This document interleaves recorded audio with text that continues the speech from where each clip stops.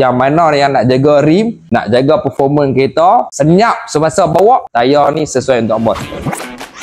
Ni dia tayar Continental. Tayar favorite customer kita dekat Rona Auto Swiss. Yang ni Continental saiz 205 55 16cc7. Comfort Contact. Tayar dia adalah tayar yang senyap. Ni hangpa boleh tengok. Dia ada logo muzik ni. So makna tayar ni tayar senyap. Bunga dia ni pula. Ni. Ada corak-corak yang unik. Dan juga dia ada nose breaker. Bermakna dia akan pecahkan bunyi supaya senyap.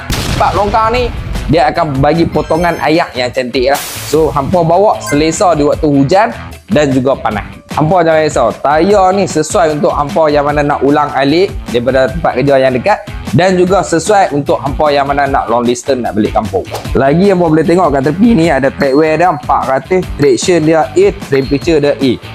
Lagi satu benda paling syok kalau kata hampa pakai rim hampa AOW ke, rim yang cantik yang hampa nak jaga lah. Ni dia. Tayar Continental akan jaga hampa punya rim. Okay, bibir dia ni ke dalam. Bermakna rim hampa duduk cun kat dalam ni. Andai kata hampa seregeh belah tepi ni, rim hampa terjaga, tayar saja kena. Untuk Continental dia ada pelbagai variant lah. Okay, contoh ada CC7, UC7, MC7 dan ada lagi upgrade lagi. Tayar ni pun datang dengan 1 tahun warranty daripada Continental Malaysia sendiri yang bagi ya. Apa yang dia cover adalah di mana kalau kata terkoyak belah tepi ni yang tak boleh tampung, hampa boleh dapat 1 to 1. Kalau kata kena tengah ni, paku besar kedabak macam ni, memang tak boleh tampung, tak boleh buat apa. Ketebalan tayar hampa ni masih lagi 5mm dan ke atas, hampa boleh dapat juga 1 to 1 tayar. Jadi, tunggu apa lagi? Yang mana nak tukar tayar, boleh mai ke mana-mana cawangan Rona Auto Swiss.